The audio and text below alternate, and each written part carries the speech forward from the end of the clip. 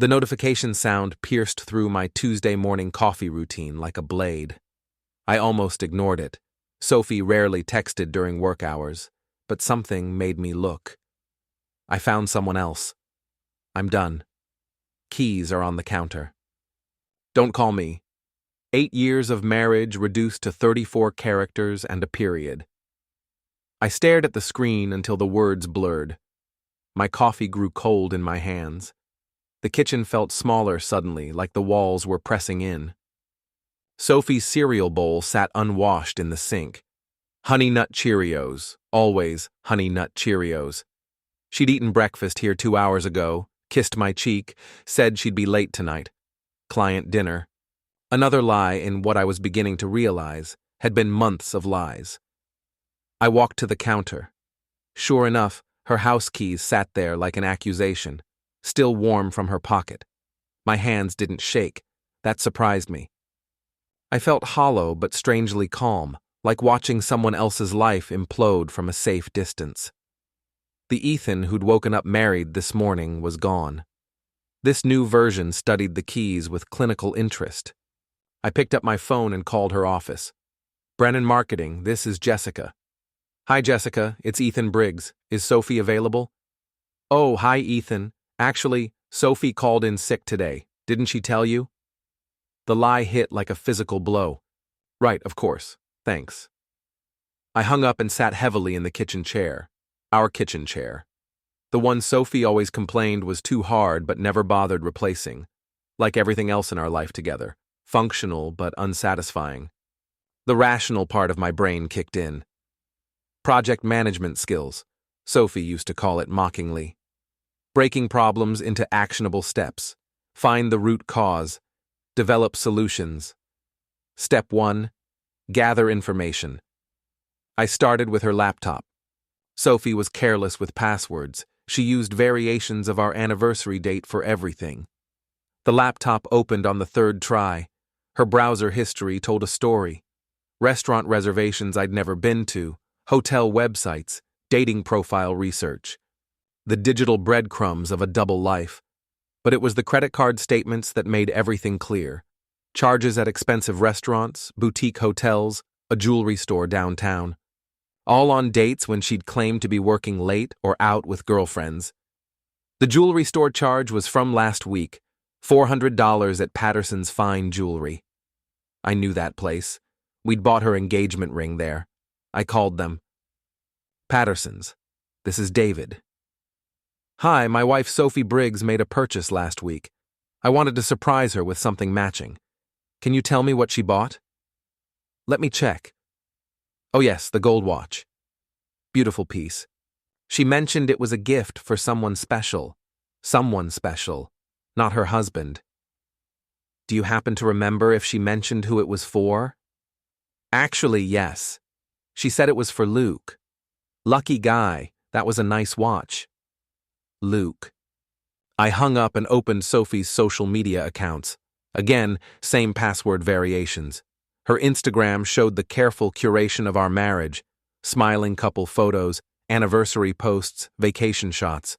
But her direct messages told a different story. Luke Hawkins, investment consultant at Meridian Capital. Tall, dark hair, expensive suits. The kind of man who looked like he'd never doubted himself a day in his life. The messages went back 4 months, lunch meetings that became dinner meetings, business discussions that became personal confessions. Ethan doesn't understand me like you do. You make me feel alive again. I think I'm falling for you. I screenshotted everything, organized it chronologically, built a timeline like I would for any project at work. The difference was this project's success wouldn't be measured in client satisfaction scores. By evening, I had a complete picture. Sophie had been planning her exit for weeks. She'd already moved money from our joint account to one I didn't know existed. She'd told Luke she was leaving me. They were planning a trip to Napa next weekend. When she came home at 9, no doubt from Luke's apartment, I was sitting in the living room, laptop closed beside me. We need to talk, she said, not meeting my eyes. No, I said quietly. We really don't. She looked surprised. Maybe she'd expected tears, begging, dramatic confrontation. Instead, I stood up and walked to the kitchen, leaving her standing there. I heard her footsteps on the stairs, heard dresser drawers opening and closing. By the time she came back down with 2 suitcases, I was reading a book in my chair. Ethan, Keys are on the counter, I said without looking up. The front door closed with a soft click. I finished the chapter before allowing myself to feel anything. The next 3 weeks passed in a blur of routine disrupted. I went to work, came home to an empty house, ate dinner for one. Colleagues offered sympathy I didn't want. Friends asked if I needed anything.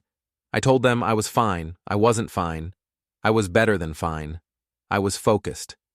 Evenings became research time. Luke Hawkins wasn't just some random guy Sophie had fallen for.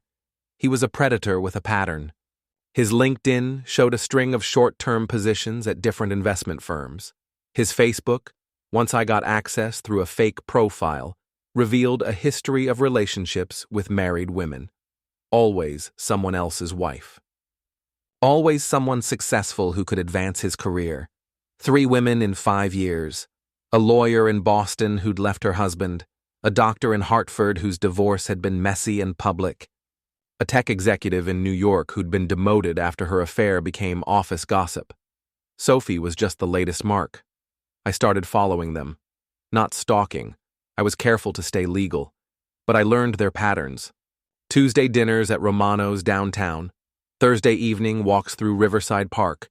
Weekend trips to Luke's cabin upstate. Sophie looked happy in those first weeks. Glowing, like she'd discovered some secret to life the rest of us were too stupid to understand. She'd started dressing differently, more expensive clothes, professional makeup, a new confidence in her walk. Luke played the part perfectly. Attentive, charming, always touching her arm or back in that possessive way that said mine. He opened doors, paid for everything, made her feel like the only woman in the world. It wouldn't last. It never did with guys like Luke. Once the novelty wore off, once Sophie had served her purpose, he'd move on to the next conquest. But by then, her career would be damaged, her reputation in ruins, her finances depleted. I could wait for karma to run its course. Or I could speed up the process. The plan came together like a complex project timeline, multiple phases, each building on the last. The goal wasn't just revenge, it was complete exposure. I wanted Luke's pattern revealed, Sophie's blindness cured, and justice served in a way the courts never could. Phase 1. Intelligence gathering. I hired a private investigator, not some seedy ex-cop, but a former FBI agent named Patricia Williams who specialized in financial crimes. She was expensive, but thorough. Within a week, she'd uncovered Luke's real history. 2 bankruptcies hidden under different business names, a restraining order from an ex-girlfriend in Seattle. Most importantly, evidence that he'd been skimming money from client accounts at his current job. He's not just a serial adulterer, Patricia told me over coffee. He's a white-collar criminal. This pattern of targeting successful women, it's not just about intimacy or companionship. It's about access to their networks, their money, their professional contacts. Can you prove it? Give me another week. Phase 2 began while Patricia worked. I created a fake investment consulting company, just a website and business cards, but professional enough to fool casual inspection. Then I called Luke's office. Meridian Capital, this is Sandra. Hi Sandra, this is David Chen from Apex Financial Solutions. I'm interested in discussing a potential partnership with Luke Hawkins. Is he available for lunch this week? Let me check his schedule. We met at an upscale steakhouse downtown. Luke was exactly what I'd expected. Handsome, confident, dressed better than his salary should have allowed. He talked about market trends and investment strategies with the smooth patter of someone who'd given the same pitch 100 times. So tell me about Apex, he said, cutting into his steak. What's your specialty? Wealth management for tech executives, I said, particularly those going through major life transitions. Divorce, career changes, that kind of thing. His eyes sharpened with interest. That's a growing market. Lot of opportunity there. Absolutely. In fact, I'm working with several clients right now who fit that profile. All women, interestingly, all recently separated or divorced from husbands in the tech industry. I watched his expression carefully. Luke was good at hiding his thoughts, but I caught the slight change in his posture, the way his grip tightened on his fork. Sounds lucrative, he said carefully.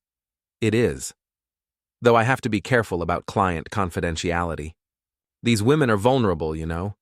Easy targets for the wrong kind of person.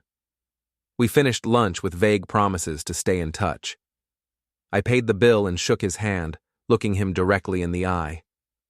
Take care of yourself, Luke. And be careful who you trust. Patricia's final report arrived on a Thursday. Luke had been embezzling from client accounts for over a year, hiding the theft through a complex series of trades and transfers. The total was approaching $200,000. He's been using the money to fund his lifestyle, Patricia explained. Expensive dinners, hotels, gifts for women he's seducing. Your wife's watch was purchased with stolen money. Can you prove that in court? Absolutely. I've got bank records, transaction logs, even security footage from some of the restaurants and jewelry stores. The FBI would love to get their hands on this. Not yet, I said. I want to handle this my way first. Phase 3 required patience. I waited until Sophie's birthday, a cruel irony that wasn't lost on me. I'd remembered the date Luke had forgotten. I called Sophie's office again. Brennan Marketing, this is Jessica. Hi, Jessica, it's Ethan again. Is Sophie in today? Yes, she just got back from lunch. Want me to transfer you? Actually, I wanted to surprise her for her birthday. Could you tell me what time she usually leaves? Oh, how sweet. Usually around 5:30, but she mentioned staying late tonight to finish a presentation. At 5:15, I was parked outside Sophie's office building. She emerged at 5:28, checking her phone with a frown. Luke was late. He showed up 10 minutes later in his BMW, windows down, music playing. Sophie's face lit up as she got in the car. They kissed before pulling away from the curb. I followed at a distance as they drove to Romano's for dinner, the same restaurant where they'd had their first date, according to Sophie's messages. Luke had made a reservation for 7 o'clock. At 6:45, I called the restaurant. Romano's, this is Michael. Hi, I need to cancel a reservation for Hawkins, 7 o'clock. Sure, can I ask the reason for cancellation? Emergency came up, thanks. Then I called Luke's cell phone. He answered on the third ring, sounding irritated. Luke Hawkins. Mr. Hawkins, this is Detective Rodriguez with the Financial Crimes Unit. I need you to come in for questioning regarding irregularities in several client accounts. I'm sorry, what? This has to be a mistake. No mistake, sir. We have evidence of systematic embezzlement from Meridian Capital client accounts. You can come voluntarily now, or we can send a patrol car to pick you up. Your choice. There was a long silence. In the background, I could hear restaurant noise, Sophie's voice asking what was wrong. I'll come in, Luke said finally. Where do I? Downtown Precinct, 425 Main Street. Ask for Detective Rodriguez. And Mr. Hawkins? Don't leave town. I hung up and waited. Through Romano's front window, I watched Luke explain something to Sophie, watched her face change from confusion to concern, to something approaching fear. They left without ordering. Luke dropped Sophie at her apartment, not the house we'd shared, but a new place downtown she'd rented with money from our joint account. He kissed her goodbye, but it was distracted, perfunctory. Then I made the real call. FBI Financial Crimes Division, Agent Martinez speaking. Agent Martinez, I have information about a white-collar crime in progress. Embezzlement and wire fraud involving approximately $200,000. The FBI moved faster than I'd expected. By Friday afternoon, Luke was in custody. By Monday, the story was front-page news in the business section. Local investment advisor charged with embezzlement. Sophie called me Tuesday morning, first time we'd spoken since she'd left. "Ethan, I need to ask you something." "Go ahead." Did you know about Luke's legal troubles?" I considered lying, playing innocent. But this was the moment I'd been building toward for weeks. "Yes," I said simply. Silence stretched between us. When she spoke again, her voice was smaller, uncertain. "How long have you known?" "About the embezzlement?" 3 weeks. "About Luke being a serial predator who targets married women?" "About a month." "About you cheating on me with him?" "Since the day you left." "Ethan, let me save you some time, Sophie. I know about the fake client dinners, the hotel receipts, the watch you bought him with money you transferred from our joint account. I know he's done this before with at least 3 other women. I know you thought you were special, that you'd found something real with him." Her breathing had changed. I could hear her crying. "I hired a private investigator," I continued. "Former FBI, very thorough. Luke has been stealing from his clients to fund his lifestyle, including his relationship with you. That expensive watch you bought him? He paid you back with stolen money. Oh my God. He never loved you, Sophie. You were just convenient. A successful marketing executive with good connections and access to money. He was using you." "Ethan, please, I'm sorry. I made a mistake." "Yes, you did. Several of them. But the biggest mistake was thinking I'd just roll over and accept it." I hung up. That evening, Patricia called with an update. "The FBI wants to interview you," she said. "You're not in any trouble. They're grateful for the information. But they need to document how you obtained the evidence." "What about Luke?" "He'll plea bargain. Probably get 3 to 5 years, plus restitution. His career is over." "And Sophie?" "She's not criminally liable for anything, but her reputation is shot. Word spreads fast in professional circles. Brennan Marketing has already distanced themselves from her." I felt a moment of something that might have been satisfaction, not joy exactly, but the quiet contentment of a job completed successfully. The court proceedings took 3 months.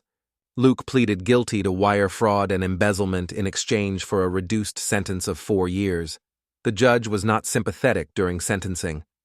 "Mr. Hawkins, you violated the trust of your clients and manipulated vulnerable women for personal gain. Your actions destroyed lives and careers. The court sees no mitigating circumstances that would justify leniency."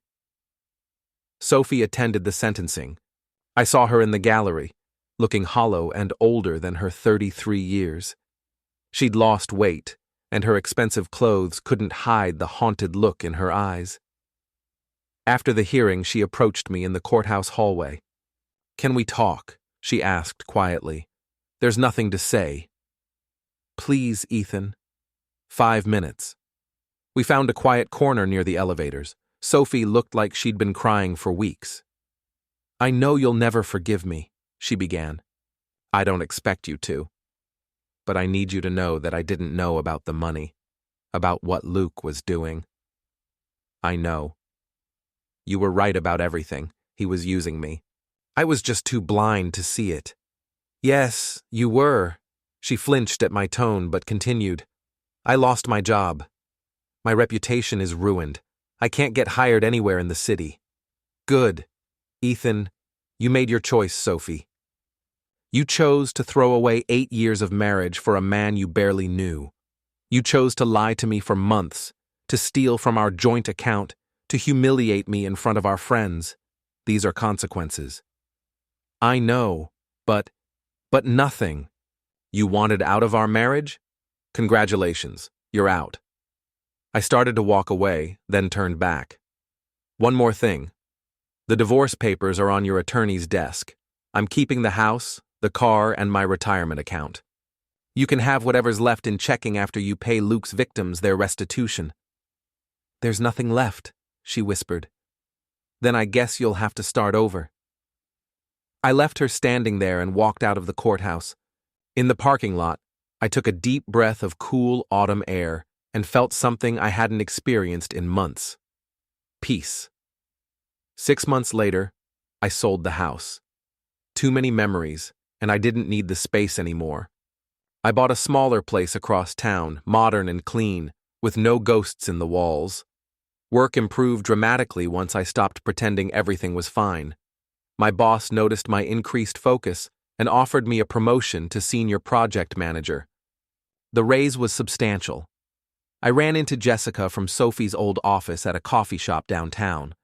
She seemed nervous when she recognized me. "Ethan, hi, how are you doing?" "Better than expected. How about you?" "Good, thanks." "Listen, I heard about Sophie and everything that happened. I'm really sorry." "Don't be." "I'm not. She asked me to give you her new number if I ever saw you. She wanted to talk. I'm not interested." Jessica nodded, unsurprised. "For what it's worth, I think she really regrets everything." "I'm sure she does.